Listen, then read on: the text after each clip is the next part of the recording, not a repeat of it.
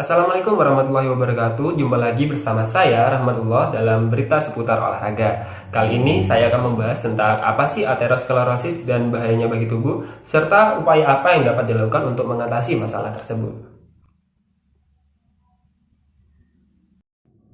Mari kita mengenal apa sih aterosklerosis. Aterosklerosis adalah suatu mekanisme penyempitan atau pengerasan pembuluh darah yang disebabkan oleh pembentukan plak. Lalu, bagaimana pembentukan plak tersebut?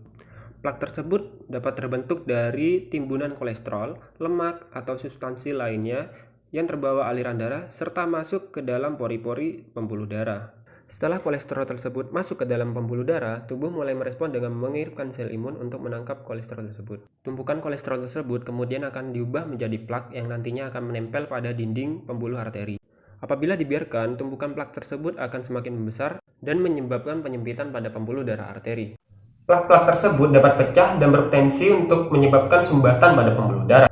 Sumbatan yang dihasilkan oleh plak-plak tersebut dapat menyebabkan timbulnya penyakit jantung koroner. Namun apabila hal tersebut terjadi di pembuluh darah otak, justru hal tersebut akan menyebabkan timbulnya penyakit stroke. Ada banyak faktor yang dapat menyebabkan aterosklerosis. Yang pertama adalah tekanan darah yang tinggi. Lalu yang kedua adalah kadar kolesterol yang tinggi. Yang ketiga, kadar trigliserida atau lemak darah yang tinggi. Lalu yang keempat ada obesitas. Yang kelima ada diabetes. Lalu yang keenam adalah kebiasaan hidup yang tidak sehat. Kebiasaan hidup yang tidak sehat ini atau gaya hidup yang tidak sehat dapat dicontohkan seperti kebiasaan merokok, pola makan yang tidak sehat, serta jarang berolahraga. Dilihat dari faktor risikonya, cara untuk menghindari aterosklerosis ini cukup mudah. Yang pertama adalah tidak merokok. Yang kedua adalah menjaga pola makan yang sehat, lalu olahraga yang teratur.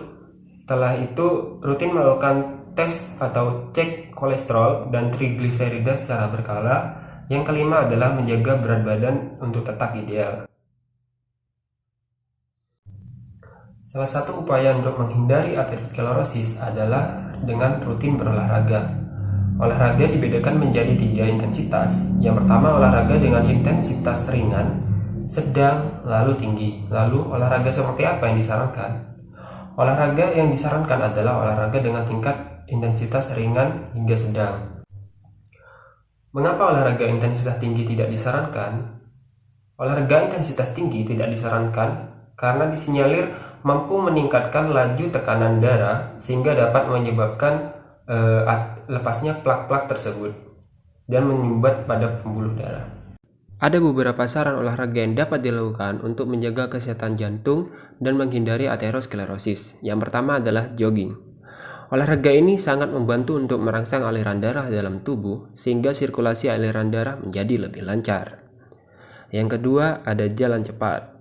Dikutip dari WebMD, melakukan jalan kaki cepat selama 30 menit dengan intensitas 5 kali selama 1 minggu dapat menjaga jantung agar tetap sehat.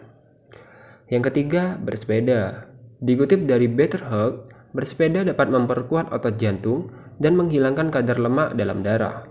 Penelitian lain juga menunjukkan bahwa bersepeda secara rutin dapat menurunkan risiko penyakit jantung.